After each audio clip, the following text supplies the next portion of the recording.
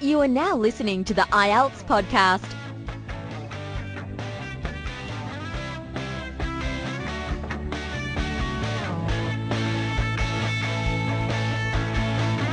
Hello there, podcast listeners. On this episode, I have Rose from the United States, and she's an expert in adult learning, and she's going to share tons of valuable advice regarding learning the English language and how best to approach it, and share lots of tips as well, which you'll hopefully be able to incorporate into your IELTS preparation. But think of this as a more general approach to building a good, solid foundation regarding your English skills, and and then moving forward after that and finding more specific IELTS skills in other podcasts. This is basically just to get a good foundation and optimize your learning strategies. So welcome to the podcast, Rose. Thank you. It's nice to be here. You're welcome. All right, then, let's get started. So how would you prepare a student who had an exam in mind but later down the road? How would you start off with that?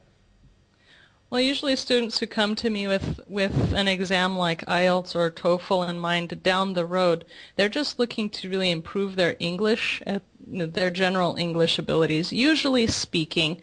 Most students have opportunities to practice their grammar, their writing, their reading, things like that, but speaking is usually the issue that they have when they come to me. So when I work with a student, I try to provide as many opportunities as possible for them to speak. So in my lessons, usually we focus the lesson around a theme, for example, travel or, I don't know, memories or dreams or something like that.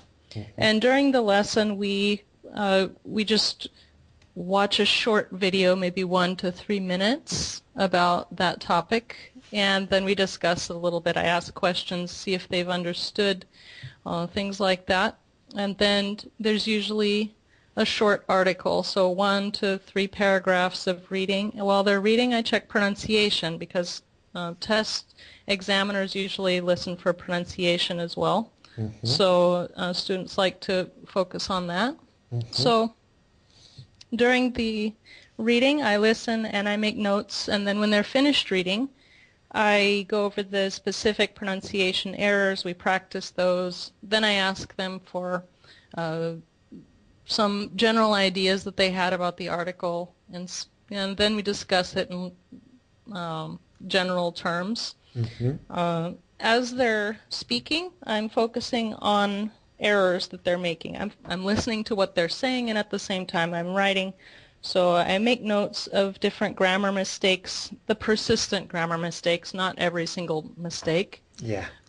So, for example, if they have problems with the ED ending, I make note of that. If some students have problems with one particular grammar thing or another, and I just write those down.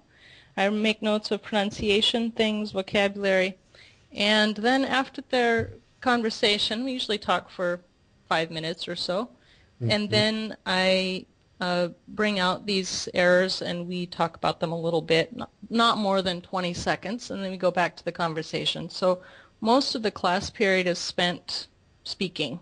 Right. They have some really focused error correction, but most of it is speaking. Excellent, yeah.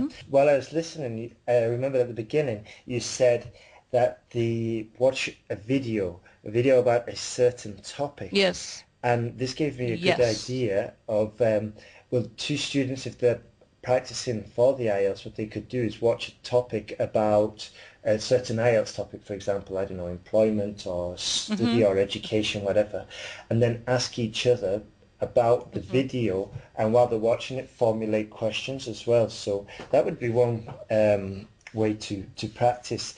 And well, you're doing this, we're watching the video, you ask some specific questions about it. Yeah. Do you try to elicit from the student specific vocabulary related to that topic? Oh, well, not specifically like that. I find that spending 45 minutes or an hour discussing one topic usually covers a pretty broad range of vocabulary in that area. But I always have specific questions related to all the materials that I use. I find that just watching a video isn't useful in a class that I teach. Of course, students can do that on their own, and they don't need me to sit there and watch it with them. They can watch it on their own. That's why I provide specific questions. Yeah. My questions are geared toward making sure that the student is understanding what they're watching and getting them to disclose their opinions about it, which I find is a great way to make students talk, because students are shy. They don't want to talk. They're afraid to talk and make mistakes. But if you ask for their opinion, usually they'll open up a little bit and start talking. Excellent. Yeah, that's a good point. Now, as well, when you were speaking before, you said you do some reading and you check the pronunciation, and then you gave an example, like say if they've got a problem with the ED endings. Yes. How would you go about solving a problem like that?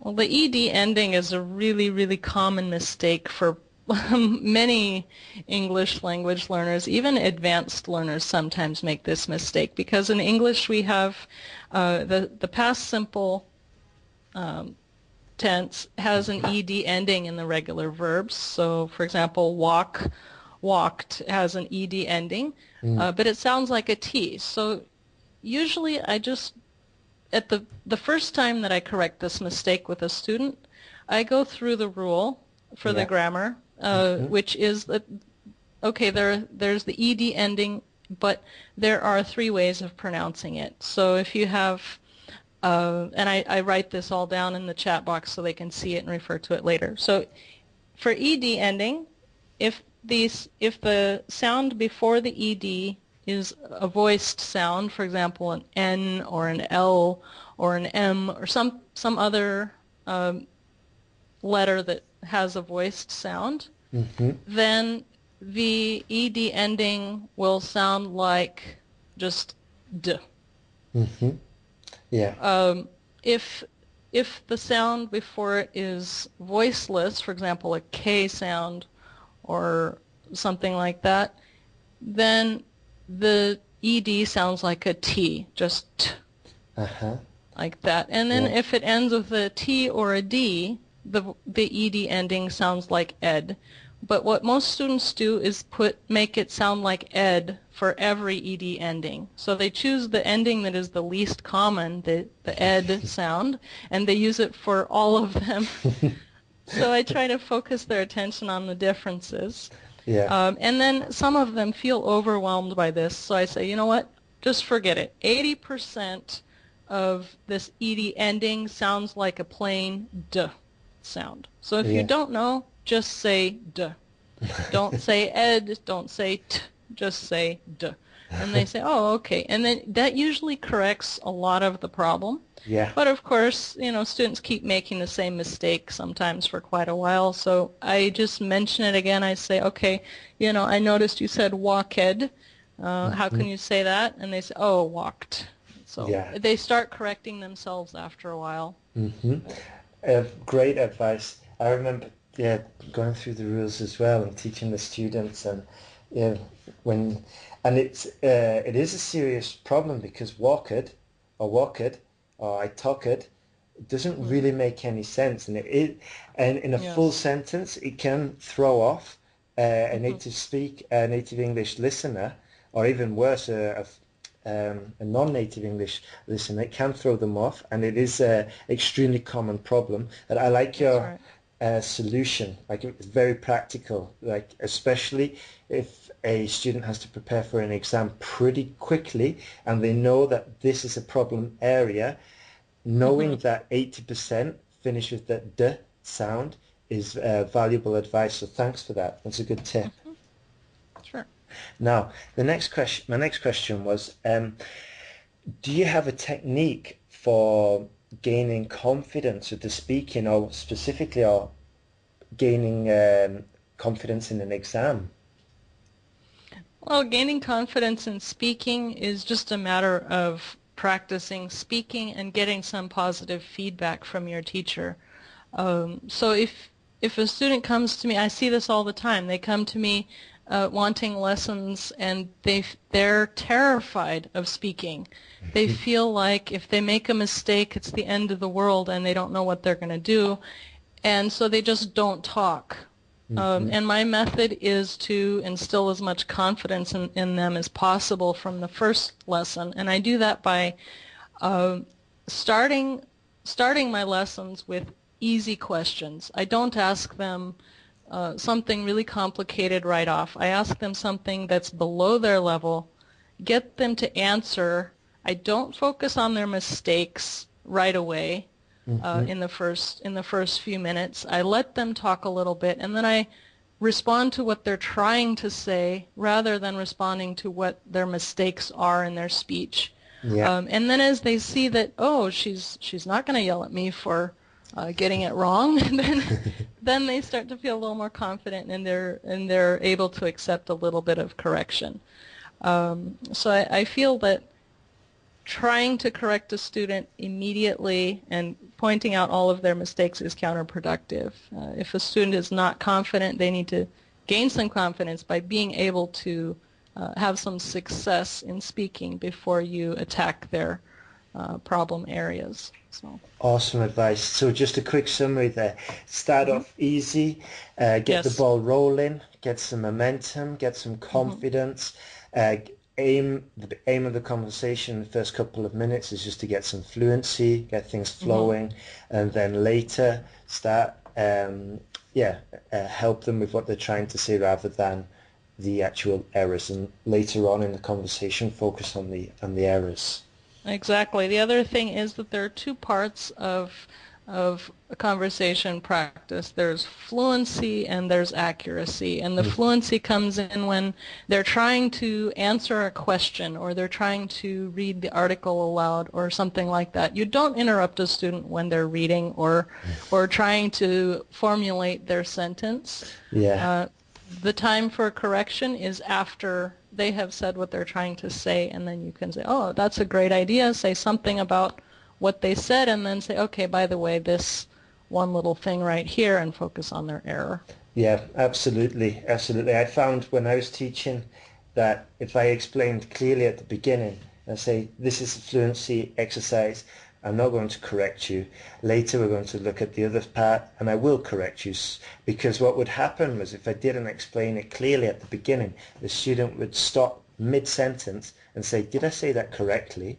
And then, and it kind of just ruins the activity, and then they've got to get back into that sentence. And whereas explaining at the beginning, and it just basically almost gives the student a license, just to push on through and get constructing those sentences, those whole thoughts, and start communicating. Yeah. So IELTS students, if you are practicing with each other, I would divide your practice sessions into one focusing on fluency, and then a second one focusing on accuracy, and then maybe even a third doing a reading exercise like Rose suggested, focusing on the pronunciation as well. All right then. Now, my next question is, what would you recommend to a student who is studying alone with no academy or formal classroom, and they're in a non-English speaking country? Okay, well, for a student who's studying on their own without formal classes and living in a country that doesn't speak English as a first language, that gets a little bit difficult, but that's where I come in.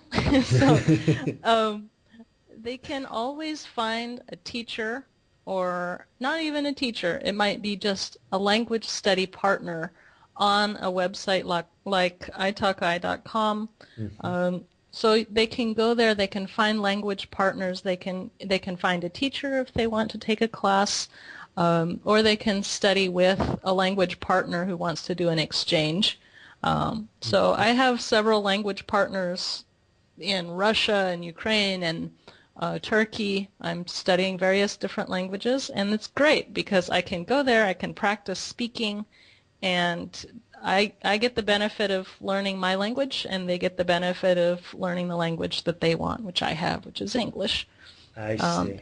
Mm-hmm. Otherwise, I would say a student who is studying on their own and doesn't have time or can't find a language partner for some reason, the best thing that they can do is immerse themselves in the language as much as possible by listening to English. They can watch English TV with subtitles if they need them, or they can listen to the radio. They can watch news broadcasts. They can read if they want to. There's tons and tons of information and websites in English, and so there's lots of practice for reading. As far as speaking, I would recommend making a video. Like, think of a topic, practice speaking with somebody else who's trying to study for the IELTS exam, for example, and then create maybe a 1 or 2 minute video talking about some aspect of that topic, post it on YouTube, and listen for responses from YouTube viewers. That just reminded me of a friend who's having an argument with another friend. So she took a video in the bar and she's put it on YouTube, and now he's talking about his privacy and stuff. So if you do so.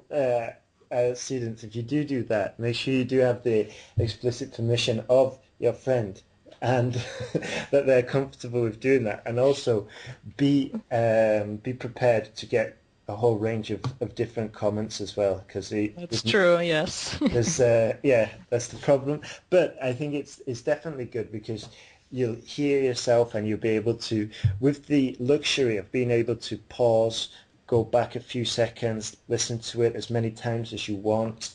You will be able to identify the errors. And if you wanted to say a certain word and you find out that it didn't sound exactly like you wanted it to, you can go and also, while you're online, check the correct pronunciation. So that's good advice there, Rose.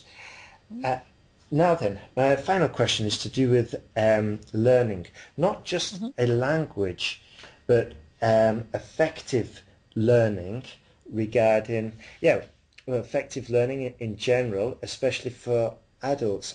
Are there any strategies a student should employ just regarding learning in general, and then regarding learning a language? Well, as far as learning in general, I don't know what I could say about that. Learning a language requires a lot of time. Some students hope that they can skate by with half an hour of study per week or something, and that just doesn't work. If you are dedicated to learning the language, you must spend at least 1 hour, at least 3 times a week studying the language, and that's bare minimum. If you really want to improve, obviously the more time you spend on it, the better. Use as many different methods as possible. Don't just read. Don't just practice grammar.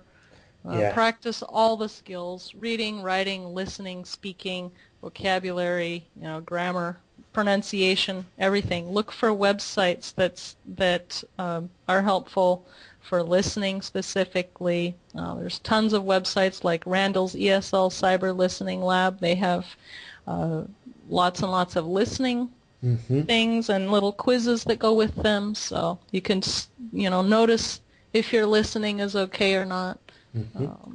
Just don't stick to one method. Basically, do as many different things as possible. Over here in Spain, I was surprised when I came over from the UK and I started teaching here, and everybody had amazing grammar and amazing writing abilities, but very poor speaking and listening abilities. And it's not because of the Spanish language, it's basically because of the educational system over here. But what the English teachers called it was textbook English. That's what they'd learnt. And it was useful as far as emailing and written correspondence, but after that it was terrible. In fact, in some cases it actually held the student back and hindered the progress with the listening Exactly. and the speaking. Yeah, so And that is such a common problem. yeah, yeah, That's the most common problem in English language learning abroad, I think. yeah, definitely. And it's almost sort of like to stay in the comfort zone as well, rather than Hmm. to step out and risk looking a little bit silly by pronouncing a Exactly. word or getting online and doing some, like finding a speaking partner or whatever.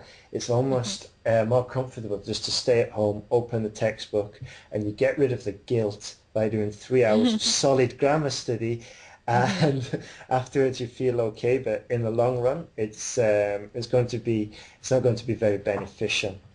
Yes, unfortunately that's the case. Studying grammar is great, but it's not going to help you with your speaking. Your speaking, you get that by speaking. Yeah, So, absolutely. That's what Benny, the Irish polyglot, said in his TED talk as well.